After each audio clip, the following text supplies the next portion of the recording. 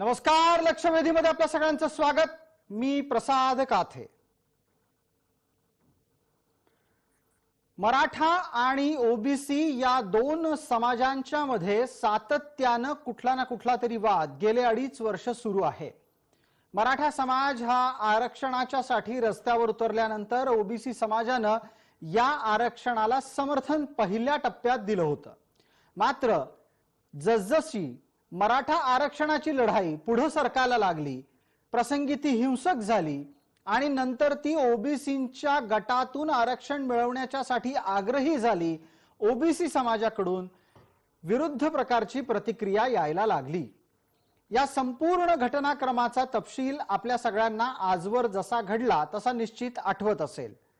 मराठा समाजाने न्यायोचित मार्गाने आपलं आरक्षण मिळवण्याच्यासाठी प्रशासनावर, सत्ताधाऱ्यांवर असलेला दबाव कायम ठेवला। उच्च न्यायालयामध्ये ही लढाई समाज जिंकला, सर्वोच्च न्यायालयात मात्र तसं होऊ शकलं नाही।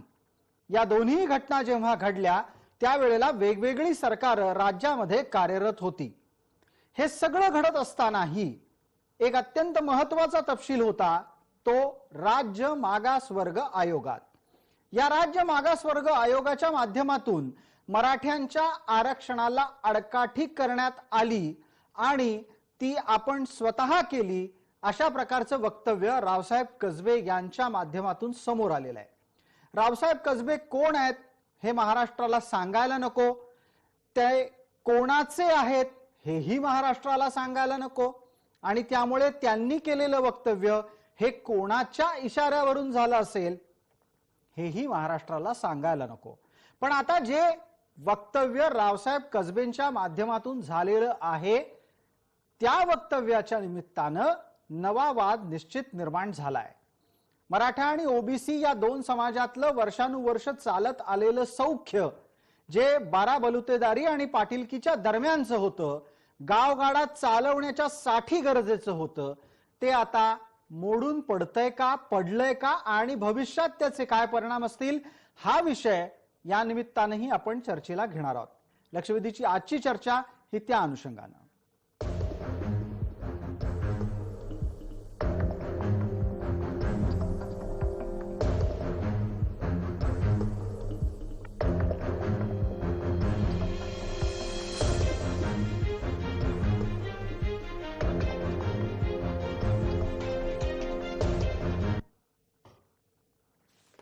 या चर्चेसाठी आपल्या सोबत असलेल्या मान्यवरांचा मी आपल्याला पटकन परिचय करून देतो। आपल्या सोबत दोन मराठा समन्वयक आहेत, त्याचबरोबर आपल्या सोबत ओबीसींचे प्रतिनिधी आणि आरक्षणाचे अभ्यासक या नात्याने ही मंडळी आहेत।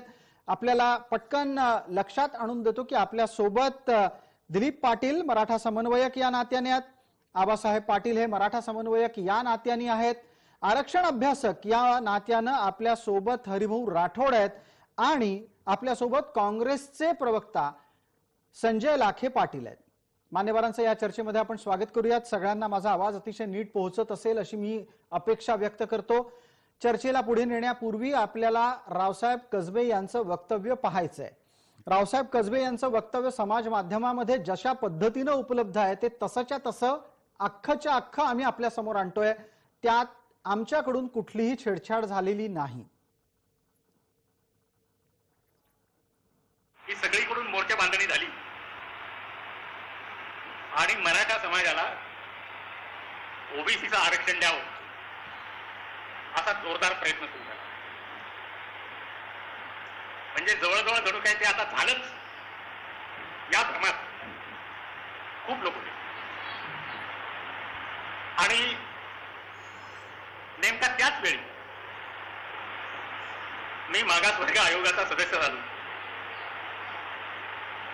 आणि मराठा समाजाचा ओबीसी समावेश करायचा की नाही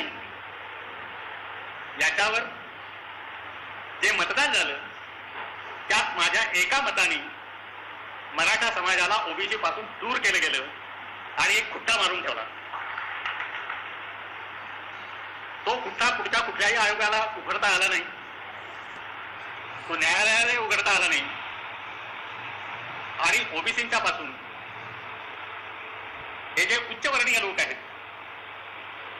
त्यांना दूर करण्यात माझा एक छोटासा वाटा आहे, याचा मला आयुष्यभर अभिमान वाटतो.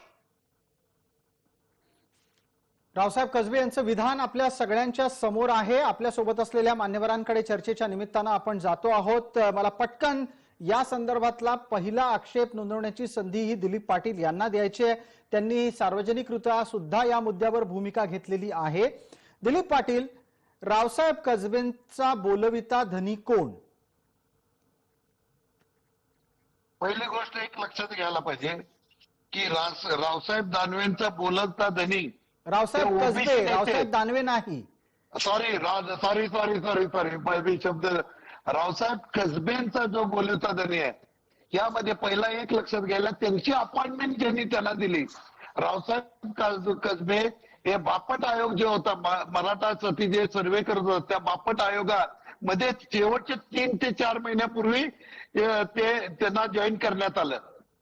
त्यावेळी मुख्यमंत्री हे आमचे देशमुख विलासराव देशमुख साहेब होते आणि त्यावेळी हे सगळं हँडल करताना रावसाहेब कसबेंचा रोल मान्य एका जाणता राजा ज्यांना म्हटलं जातं, त्यांच्या व्यक्तीच्या त्या कंपूतनं आलेली व्यक्ती आहेत. आणि महत्वाचं आता जे आहे, जे मी नाव घेऊन सांगतो की ओबीसीचे जे आता भुजबळ साहेब असू दे, जे तुमचे वडट्टीवार साहेब असू दे, यांच्या एक क्लोज सर्कल मधले ही व्यक्ती आहे. आणि जर काय जे आयोगाचे सदस्य राहिलेले, ज्यांच्या एका कास्टिंग वोटमुळे मराठा आरक्षण गेलंय सगळं, म्हणजे त्यावेळी ओबीसी मध्ये मराठ्यांचा प्रवेश गेला, हे सगळ्यांना माहित आहे. तर तो जाहीररित्या आता सांगतो की आम्ही एक खुट्टा मारला. आक्षेपार्ह विधान निश्चित आहे. आम्ही त्यासाठी कायदेशीर आबापट बोलतील, आम्ही त्यांच्या विरुद्ध कोर्टात जाऊ, हे कृत्य वेगळं आहे.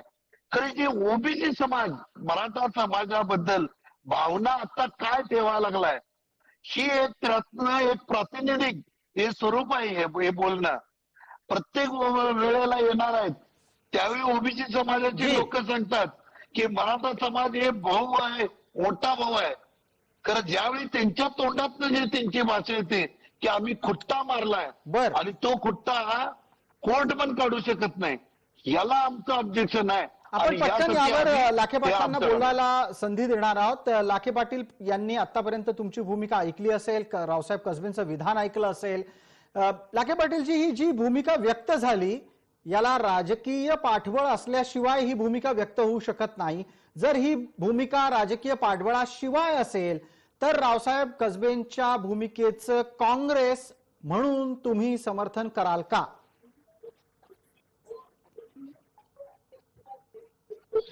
रावसाहेब कसबे यांनी या ठिकाणी जी भूमिका मांडलेली आहे, ही भूमिका अत्यंत दुर्दैवी, आक्षेपार्ह आणि विनाकारण महाराष्ट्रामध्ये वाद उत्पन्न करण्याच्या दृष्टिकोनातून त्यांनी आज हे स्टेटमेंट केलेलं आहे.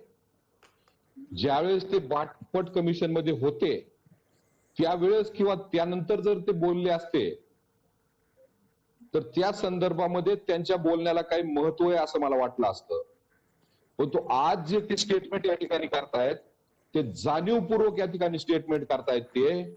आणि त्यांचा बोलविता धनी जे आहे की ज्यांना आज असं वाटतंय की मराठा समाजाला आरक्षण देणं नजीकच्या काळात शक्य नाही, त्यामध्ये आजचे उपमुख्यमंत्री देवेंद्र फडणवीस यांनी 2 ठिकाणी स्टेटमेंट केलंय की मराठा समाजाला आरक्षण देणं लगेच शक्य नाही. आणि रावसाहेब कसबे जी भूमिका मांडतायत, आपण बघतोय की समाजामध्ये आरएसएसचे आणि भाजपचे अनेक स्लीपर सेल अस्तित्वात आहेत आणि 2 समाजामध्ये, 2 जातीमध्ये तेढ लावण्याच्या दृष्टिकोनातून ते योग्य वेळी भूमिका घेतात. आणि बरोबर आज हिंदुत्ववादी सावरकरांच्या विचाराचं सरकार राज्यामध्ये अस्तित्वात आल्यानंतर रावसाहेब कसबे या ठिकाणी बोलतायत, तर त्यांचा बोलविता धनी देवेंद्र फडणवीस यांच्याशिवाय दुसरा कुणी असू शकत नाही, हे माझं या ठिकाणी ठाम मत आहे. संजय लाखे पाटील, आपण रावसाहेब कसबेंचा बोलविता धनी देवेंद्र फडणवीस आहेत इतक्या थेट प्रकारची भूमिका घेतली, तुम्ही रावसाहेब कसबेंना संघवाले ठरवून टाकलं? आरक्षण मिळालं पाहिजे ही आज काळाची संजय लाखे गरज आहे. पाटील, आपल्याला आणि ती प्रश्न कुणीही ऐकायला आला का नाकारू माझा? शकत नाही. माझा प्रश्न ऐकायला आला असेल तर आपण त्या प्रश्नाचं उत्तर द्यावं. आपण रावसाहेब कसबेंसारख्या माणसाला थेट संघाचा माणूस ठरवून टाकलेला आहे. असंविधानिक आणि घटनाबाह्य भूमिका आहे आणि त्या भूमिकेला नाही, मला वाटतं की तुम्हाला ऐकायचा नाहीये माझा प्रश्न. संजय लाखे पाटील, मी आपल्याला प्रश्न विचारतोय, परत एकदा संधी देतो. संजय लाखे पाटील, मला एका प्रश्नाचं उत्तर द्या. आपण रावसाहेब कसबेंना संघाचा माणूस ठरवत आहात का? समाजाचे घटक आहेत पण मराठा ओबीसी असा वाद फडणवीस मला वाटतं संजय लाखे पाटलांना प्रश्न ऐकायचा नाहीये. सोयीस्कररित्या त्यांना कदाचित त्याची बगल द्यायची असावी किंवा तांत्रिक दृष्ट्या त्यांच्यापर्यंत आवाज पोहोचत नसावा. आपण एकदा परत त्यांना संधी देऊ. पण आता जो महत्वाचा आक्षेप त्यांनी इथे नोंदवलेला आहे त्यावर चर्चा करण्यासाठी आबा पाटलांना संधी देतो. आबासाहेब, आपण बोलणार आहात. रावसाहेब कसबेंचा बोलविता धनी कोण याबद्दल संजय लाखेंचं मत तुम्हाला पटतंय का? प्रसादजी, या राज्यामध्ये मी आपल्या चॅनेलच्या द्वारे मी जाहीर सांगतो आणि सर्वप्रथम मी आपला अनेक वेळा आपल्या चॅनेलचं आपलं धन्यवाद व्यक्त करतो, कारण छोटे होत आहे समाजामध्ये ते आपण समाजापर्यंत पोहोचवण्याचं काम आपलं जय महाराष्ट्र चॅनेलच्या माध्यमातून होत आहे. आणि महत्वाच्या विषयावरती आपलं जी चर्चा घेतली या संदर्भामध्ये मराठा ओबीसी नेमकं वाद कोण लावतंय हा सगळ्यात मोठा जो विषय आहे. सगळ्यात प्रथम मी राज्यातल्या जनतेला सांगतो की आजपर्यंत या महाराष्ट्रामध्ये छत्रपती शाहू महाराज, शिवाजी महाराज, त्याच्यानंतर फुले शाहू आंबेडकरांचा महाराष्ट्र म्हणून आपण जे संबोधतो, या राज्यामध्ये कुठलाही ओबीसी समाज असेल, एससी एसटी समाज असेल, कुठलीही जातीचा जात म्हणून मराठा समाजाला आरक्षण मिळू नये म्हणून कुणी विरोध आजपर्यंत केलेला नाही. हे आपण नाही, पण आत्ताच्या घडीला आपण आत्ताच्या घडीला गायकवाड कमिशनच्या आधीचा पण आयोग पाहिला, बाळपट कमिशन पर्यंतची चर्चा आता जाऊन पोहोचलेली आहे. जी भूमिका आता रावसाहेब कसबेंनी घेतली ती सरकार बदलल्यानंतर घेतलेली आहे आणि ती या सरकारला पूरक आहे अशा प्रकारचा आक्षेप नोंदवला गेल्यावर आपली भूमिका काय आहे? आबासाहेब, तुम्हाला हे पटतंय का? प्रसादजी, मी त्या मुद्द्यावर येतो. मी थोडंसं तुम्हाला विश्लेषण सांगतो. मला 1 मिनिट फक्त वेळ द्या. की या राज्यामध्ये कुठलीही जात म्हणून मराठा समाजाला विरोध कुणी करत नाही. विरोध करणारे कोण आहेत हे खऱ्या अर्थानं विचारलं तर आपण बारामतीकरांना विचारलं पाहिजे, पवार काकांना विचारलं पाहिजे, काँग्रेसचे जे आपले नेते आहेत या लोकांना विचारलं पाहिजे आणि आता भाजप आणि शिवसेनेच्या नेत्यांना विचारलं पाहिजे. त्याचं कारण तुम्हाला सांगतो की मराठा समाजाला विरोध कुठला समाज करत नाही. विरोध करणारे हे भुजबळ, वडेट्टीवार, त्याच्यानंतर मुनगंटीवार, की अशी काही लोक याच्या आज जी राजकारणात आहेत यांच्या आजूबाजूची लोक आहेत ती स्वतः, आणि आता आपले नाव घ्यायचं आपलं हरिभाऊ राठोड सारखे जी लोक आहेत, हरी नरके, श्रावण देवरे, हे रावसाहेब कसबे, तो हाके, ही जी काही लोक आहेत ते कोण आहेत लोक? ह्याला समाजाचं यांचं पाठीमागायला समर्थन आहे का? तर नाही. हे राजकीय लोकांची लोक आहेत आणि हे लोक समाजामध्ये द्वेष पसरवण्याचा, मराठा ओबीसीला वाद लावण्याचा जो प्रयत्न चालू. हरिभाऊ, आपल्या संदर्भात आक्षेप नोंदवला गेलाय, तुमच्यापर्यंत आवाज पोहोचलाय का? आबासाहेब पाटील काय म्हणत होते की मराठ्यांमधला आरक्षणाचा मुद्दा निष्प्रभ व्हावा याच्यासाठी जी लोक काम करतात, सक्रिय आहेत, त्यांच्या मागे त्यांच्या समाजाचं सामर्थ्य नाही. हरिभाऊ, आपल्यावर आक्षेप होता. माझ्यावर होता जी, तुमचं नाव घेतलं त्यांनी. अच्छा, नाव घेतलं. मी एक 2च मिनिट घेतो. आपल्या देशामध्ये काय आहे, आरक्षण जे आहे ना, आरक्षणच कळत नाही आपल्या लोकांना.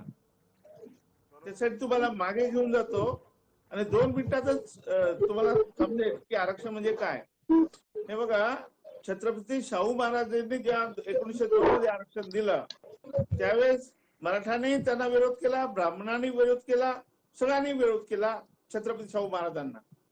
मग छत्रपती शाहू महाराज म्हणाले की तुम्हाला आरक्षण तर कळत नाही, आता मी कसं म्हणू तुम्हाला आरक्षण म्हणजे काय.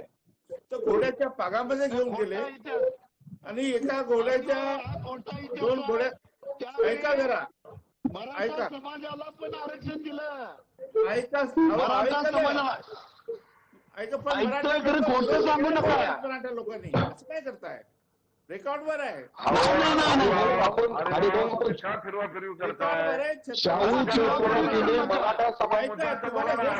आणि कुठल्याही मराठ्यानं शाहू छत्रपतीच्या आरक्षणाला विरोध केला नाही.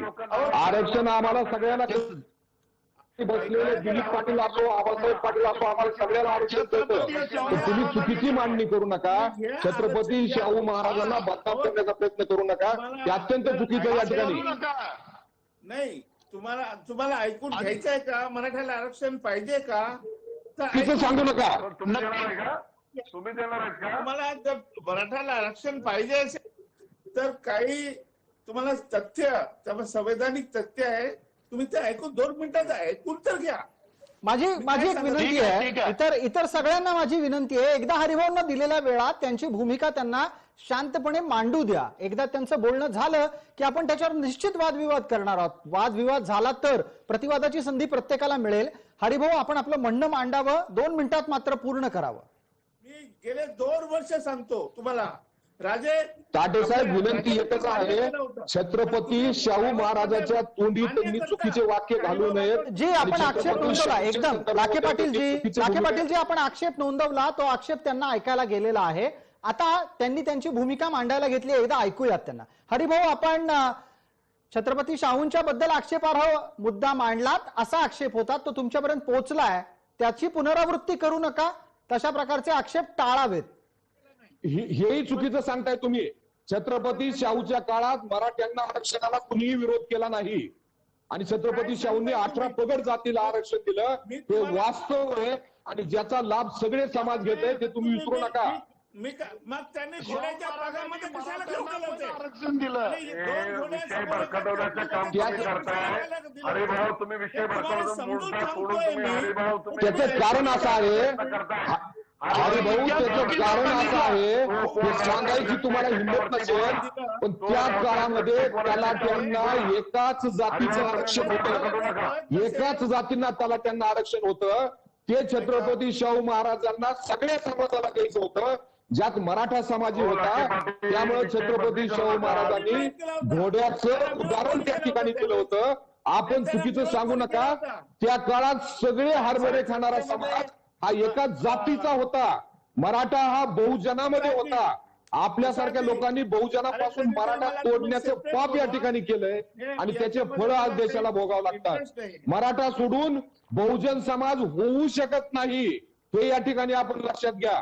पण मराठा सहित बहुजन समाज हाच खरा अर्थ या ठिकाणी आहे. एकच मिनिट, संजय लाखे पाटीलजी एकच मिनिट. हरिभाऊ, माझा एक मुद्दा फक्त इथे याच निमित्ताने येऊ द्यात, जो आता संजय लाखे पाटलांनी मांडला. संजय लाखे पाटील, आपण असं म्हणत आहात की मराठ्यांविना बहुजन समाज निर्मिती शक्य नाही.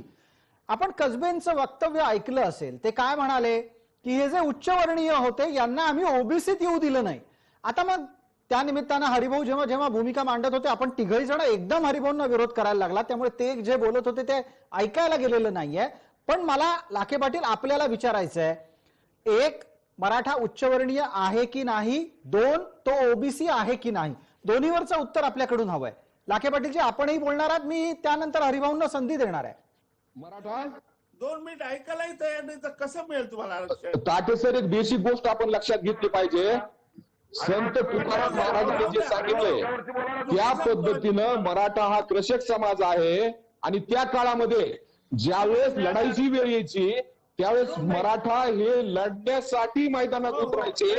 ज्यांनी या देशाचं रक्षण केलं, आठेपार झेंडे लावले आणि त्यानंतर ज्यावेळेस कुणबिकीचे काम यायचे त्यावेळेस मराठा कुणबिकीचे काम करायचा. म्हणून मराठा कुणबी आहे, मराठा क्षेत्रीय आहे, मराठ्याने देशाचं रक्षण केलंय. ठीक आहे, मला एक पटकन उत्तर घेऊ द्या. आपल्याला तिघांनाही बोलण्याची सातत्यानं संधी मिळती आहे. हरिभाऊंना तुम्ही बोलण्याची संधी नाकारलीत तर ते निसर्ग न्यायाला योग्य राहणार नाही. हरिभाऊंना बोलू द्या एकदा. हरिभाऊ, 2 मुद्दे आता समोर येत आहेत. मराठा कुणबी सुद्धा आहे, मराठा क्षत्रिय अर्थात लढवय्या समाज सुद्धा आहे. या दोन्हीच्या माध्यमातून ते आरक्षणाच्या बाबतीत कुठे बसतात? हरिभाऊ, एक काम करा, सगळ्या मराठ्यांनाच बोलू द्या, आम्ही शांत राहतो. मी त्यांना थांबायची विनंती केली आहे. हरिभाऊ, माझी विनंती आहे तुम्हाला, 2 मिनिट बरं असू द्या. उदाहरण देणार होतो घोड्याचं, राहू द्या माझ्याला. वसंतराव नाईकांनी आपल्या महाराष्ट्रात आरक्षण दिलं होतं, झाला का गलबला? नाही झाला. नंतर शरद पवार साहेबांनी आरक्षण दिलं. ऐकायचं, ऐकण्याची थोडीशी हेट ठेवा. शरद पवार साहेबांनी धनगरांना आरक्षण दिलं, वंजारीने आरक्षण दिलं, झाला का गलबला? नाही झाला. मी काही या देशामध्ये जस्टिस रोहिणीसाठी मी गेले 25 वर्ष काम करतो. आपल्या मान्य पंतप्रधान मोदी साहेबांना 1 तास लेक्चर देऊन मी शिकवलंय त्यांना की आरक्षण म्हणजे काय, आरक्षण कसं देता येईल, आणि त्या बेसिसवरच आज देशामध्ये जस्टिस रोहिणी आयोग चालू आहे. जस्टिस रोहिणी आयोगाचा शिफारस आल्यानंतर त्यांना आरक्षण मिळू शकते, हा माझा दावा आहे. आणि ते तुम्हाला सांगण्याचा मी प्रयत्न करतो. तर तुम्ही आपलंच जर लावत असाल तर तुम्ही घ्या आरक्षण. आरक्षण हे संविधानिक, आणि आरक्षण हे मोदी साहेबांना माहित आहे कसं द्यायचंय, मला माहित आहे ते कसं द्यायचंय, पण तुम्हाला जस्टिस रोहिणी आयोगच माहित नाही तर तुम्हाला आरक्षण काय करणार आहे. हरिभाऊ, एक मुद्दा मग वेगळ्या पद्धतीने मी आपल्या समोर मांडतो. माझ्या एका प्रश्नाचं उत्तर हरिभाऊंनी द्यावं. हरिभाऊ, या चर्चेमध्ये 2 आणखीन छोटे छोटे मुद्दे आलेले आहेत ज्याच्यावर आपलं निरीक्षण गरजेचं आहे. रावसाहेब कसबेंना थेट संघाचा माणूस ठरवण्यात आलं. रावसाहेब राष्ट्रीय स्वयंसेवक संघाशी निगडीत आहेत का? त्या विचारसरणीला मानणारे आहेत का? रावसाहेब हे फार विद्वान आहेत, विचारवंत आहेत, आणि सामाजिक भान असलेले फार मोठे सामाजिक नेते आहेत. त्यांनी जे काही केलं ते सांगायला नको होतं, ही त्यांची चूक आहे असं भाषणामध्ये सांगणं. आणि मागे काय झालं होतं, मग तुम्ही जेव्हा नारायण राणेला तुम्ही निवड केली, नारायण राणे मी आरक्षण दिलं. अहो, मराठा समाजाच्या व्यक्ती तुम्हाला आयोगावर बसवलं तर ते सांगायची गरज नसते. आयोग हा आयोग असतो. आयोगामध्ये झालेली कारवाई तुम्हाला थोडक्यात असं सुचवायचं दिसतंय, हरिभाऊ असं सुचवायचं दिसतंय की ज्या पद्धतीनं भूमिका घेतली गेली ती सार्वजनिक करण्याची गरज नव्हती. वेगळा या निमित्तानं प्रश्न दिलीपरावांनाही विचारायचा आहे, आबासाहेबांनाही आणि संजय लाखे पाटलांनाही. टप्प्याटप्प्यानं मी प्रत्येकापर्यंत येतो, वेळ मर्यादेमध्ये उत्तर द्या. आबासाहेब, आपण बोलणारच आहात. दिलीप पाटील बराच वेळ झालं बोललेले नाहीयेत, मी त्यांना एक पटकन संधी देतो. दिलीपराव, आपण सांगा, रावसाहेब कसबेंच्या माध्यमातून मांडला गेलेला आक्षेप हा तांत्रिक दृष्ट्या वैध आहे का? ते असं म्हणतात की त्यांनी जी खुट्टी मारली त्यामुळे मराठ्यांना आरक्षण मिळालं नाही. त्यांनी काहीतरी कायदेशीर केलं असेल. त्या कायदेशीर गोष्टी काय आहेत की ज्या आज मराठा आरक्षणात आडव्या येत आहेत? एक लक्षात घ्या, हरिभाऊंच्या वक्तव्यातनं असू द्या किंवा यांच्या रावसाहेबांच्या वक्तव्यातनं एक लक्षात आलं की ह्या ज्या खुट्टी शब्द आणि जे काही त्यामध्ये जे काही राजकारण पाठीमध्ये खेळलं जातं मराठ्यांच्या विरोधात, त्याचा एक प्रातिनिधिक एक शब्द आहे ते. आता रावसाहेब कसबे बोलले की आम्ही खुट्टी मारली, किंवा हरिभाऊ पण म्हणतात ते बरोबरच आहे. हे सर्व लोक मराठा आरक्षणच्या विरोधात एक षडयंत्र रचलं जातंय. आम्ही कायम तोच मुद्दा मांडत आलो, तर या षडयंत्राचा भाग आहे. ते म्हणले की शरद पवारांनी ओबीसी वंजारेंना आणि धनगरांना आरक्षण दिलं, त्यावेळी कुणी मराठ्याने ऑब्जेक्शन घेतलं. नक्की आम्ही घेतलं नाही, आम्ही कुणाच्या विरोधात नाही. आम्ही कायम प्रत्येकाला मिळावं हे धोरण घेतलं. कारण ज्यावेळी मराठ्यांना आरक्षण मिळावं लागलं त्यावेळी मात्र हे जे नेते आहेत, स्पष्ट सांगतो, भुजबळ साहेब, वडट्टीवार साहेब आणि हे जे मंडळ आहेत ना, ही सरळ कोर्टात, हायकोर्टातली केस, सुप्रीम कोर्टातली केस लढणारी ही मंडळ आहेत. हे आमचे हरिभाऊ राठोड, मी तुम्हाला 3 महिने ज्यावेळी हायकोर्टातली केस होतो, रोज तुम्हाला मी कोर्टात भेटत होतो. तुम्ही त्या ठिकाणी मराठ्यांच्या विरोधात केस लढवायला, वकील लढवायला येत होता. आपली भेट झाली. हे कशासाठी? तर आता ज्यावेळी ही परिस्थिती मराठ्यांना आरक्षणची येते त्यावेळी हे लोक उचल खायला लागले. आता बांटिया आयोगाचा रिपोर्ट आला आणि बांटिया आयोगामुळे हे यांची लोकांची अडचण झाली. ठीक आहे दिलीपराव, आपली भूमिका समोर आली आहे. या निमित्तानं एक पुढचा प्रश्न पटकन आबासाहेब पाटलांना आहे. आबासाहेब, एक आणखीन छोटा तांत्रिक मुद्दा आहे. मराठ्यांना ओबीसीत आरक्षण मिळू दिलं नाही अशी स्वतःची मर्दुमकी सांगणारं वक्तव्य रावसाहेबांच्या माध्यमातून झालं. तुमच्या लेखी मराठे ओबीसी आहेत की ओबीसी नाहीत? मराठा समाज हा शैक्षणिक सामाजिक मागासवर्गीय आहे हे सिद्ध केलेलं आहे.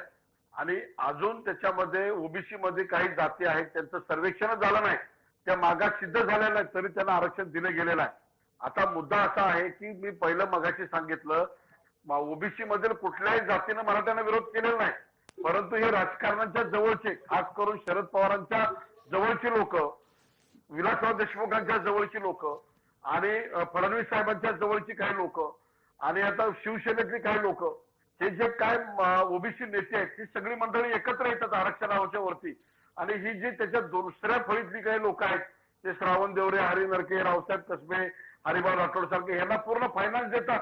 मी जाहीर चॅनलवर सांगतात आणि सगळे वकिलापर्यंत, सगळं सुप्रीम कोर्ट, हायकोर्टापर्यंत सगळी मदत त्यांना पुरवली जाते. आबासाहेब, आपण एक गंभीर आक्षेप नोंदवता आहात, पण तत्पूर्वी मला एका आणखीन गोष्टीचा खुलासा तुम्ही सांगा. अहो, तुम्ही ज्या नेत्यांची नावं घेताय ते नेते मराठा आहेत, मग मराठा नेताच मराठा समाजाला आरक्षण देऊ इच्छित नाहीये की काय? मराठे जर शिकले, मराठ्यांची पोरं जर त्या ठिकाणी शासनामध्ये IAS IPS झाले, PSI झाले, राज्यसेवेला झाले, तर ह्यांच्या मुलाला ताई कोण म्हणणार, दादा कोण म्हणणार, यांना मामा कोण म्हणणार, साहेब कोण म्हणणार? हा सगळा मोठा आहे की प्रस्थापित मराठी नेते हे मराठा समाजाला आरक्षण मिळू देत नाहीत. की आपल्या मी जबाबदारी न सांगतो, आज ज्या पद्धतीनं हरिभाऊ राठोड सांगतायत, रावसाहेब कसबे एवढा डेअरिंगनं सांगतो की त्या ठिकाणी मी सदस्य आहे की संविधानिक पदावर असणारा व्यक्ती हे वाक्य बोलू शकत नाही. सामाजिक तेढ निर्माण करणे, समाजामध्ये द्वेष पैदा करणे, दोन समाजामध्ये वाद निर्माण करणे, अशा पद्धतीचं वक्तव्य करणारा संविधानिक पदावर असणाऱ्या व्यक्तीवरती गुन्हा दाखल झाला पाहिजे आणि याच्यावरती संपूर्ण राज्यभरामध्ये आम्ही गुन्हे दाखल करणार आहेत. याच्यावरची एक पटकन प्रतिक्रिया हरिभाऊंकडून लागेल. हरिभाऊंकडून या संदर्भातली प्रतिक्रिया लागेल. हरिभाऊ, तुमच्या राजकीय भूमिकेच्या मागे मराठा नेतेच असतात आणि ते अर्थसहाय्य पुरवून मराठा समाजाला आरक्षण मिळू न देण्यासाठी प्रयत्नशील असतात. हा आबासाहेब पाटील यांचा शोध आहे की वस्तुस्थिती आहे? चुकीचं आहे, ते चुकीचं असं म्हणणं. मराठा समाजाला आरक्षण मिळू देणार नाही असं होणार नाही. हे बघा, कुणबी आणि मराठा एकच आहे, हा GR काढलेला आहे आपण. मग कुणबी जर मागास आहे तर मराठा सुद्धा मागास आहे, हे वेगळं सांगायची गरज नाही. मराठा आणि कुणबी हे तत्सम आहेत, म्हणजे एका मागाचे तत्सम म्हणजे तेच तसेच त्यासारखेच. त्यामुळे ज्या अर्थी कुणबी मागास आहे तर मराठा सुद्धा मागासच आहे. म्हणून कुणबीला जर तुम्ही आरक्षण देता तर मराठा आणि कुणबी एकत्र करून त्यांना वेगळं आरक्षण द्या, विषय संपला, सगळ्यांना आरक्षण मिळेल. आम्ही त्याला विरोध करणार नाही. या सगळ्या गोष्टीला वडनेतेवाड भुजबळ विरोध करणारे कोण आहेत, त्यांच्या पाठीमागे फिरणारे हे नेते कोण आहेत, हे विरोध करणारे आहेत कोण, हे समाजाला तुम्ही सांगा ना. हे विरोध करणारे कोण आहेत? तुम्ही सांगताय की मराठा कुणबी मराठा एकच आहे, एक GR काढला तर त्यांचा म्हणजे मराठा कुणबी मराठा तुम्हाला ज्योतीमध्ये पाहिजे, महाज्योतीचाही फायदे पाहिजे, इकडे तुम्हाला मराठा समाजाला सगळे फायदे पाहिजे. कुणबी आणि मराठा आरक्षणही घेताय तरी म्हणताय की एक नाही. तुम्ही मराठा आणि कुणबी एक आहे की नाही आधी ठरवा, आणि जर एक असेल तर ठीक आहे, नाही तर वेगळे करा त्यांना, तर तो GR रद्द करा. एक पटकन मुद्दा संजय लाखे पाटलांपर्यंत नेऊयात. एक पटकन मुद्दा हा संजय लाखे पाटलांपर्यंत नेऊयात. संजय लाखे पाटील, आरक्षणाच्या निमित्तानं मराठा नक्की कुठल्या श्रेणीत बसणार आहे, खुल्या प्रवर्गात की ओबीसी मध्ये?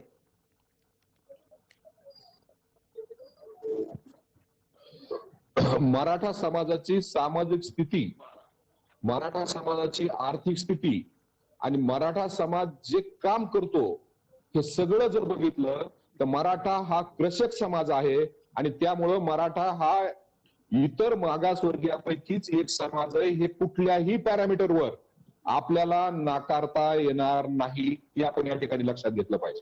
सामाजिक दृष्ट्या तुम्ही जो तपशील देता आहात तो सामाजिक दृष्ट्या आहे की तो केवळ आणि केवळ राजकीय आणि शैक्षणिक दृष्ट्याही बघायला हवा?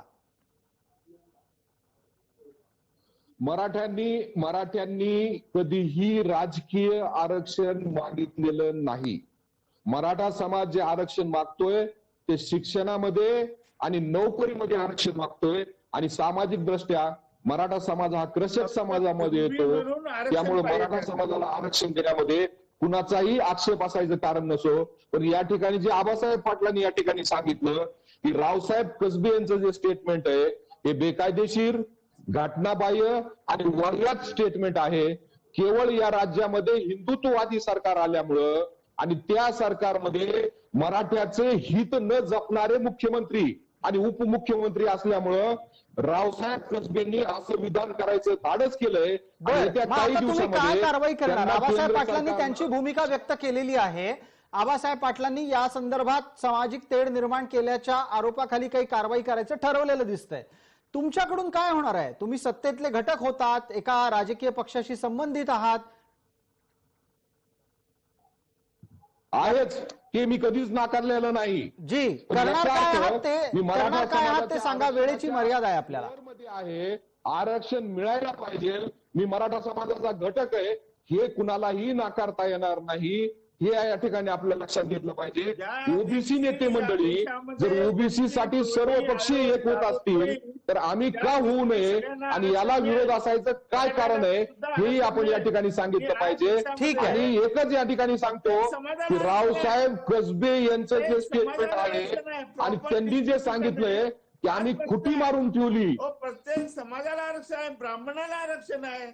की आता गायकवाड आयोगाने शिफारस केल्यानंतर सर्वोच्च न्यायालयाने जे मराठ्याचं आरक्षण नाकारलंय ते रामभाऊ म्हाळगी संस्थेच्या रिपोर्टच्या माध्यमातून नाकारलंय. आणि तुम्ही तुमच्या जुन्या आवडत्या मुद्द्यापर्यंत आलेला आहात आणि देवेंद्र तुम्ही जुन्या फडणवीस तुमच्या आवडत्या जे मुद्द्यापर्यंत आलात. तो तपशील मागच्याही वेळेला तुम्ही मांडू पाहत होतात.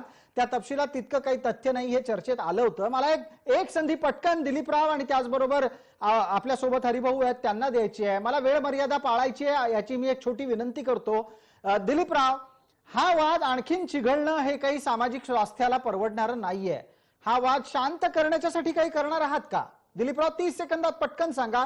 हरिभाऊंनाही 30 सेकंदच मिळणार आहेत त्यानंतर.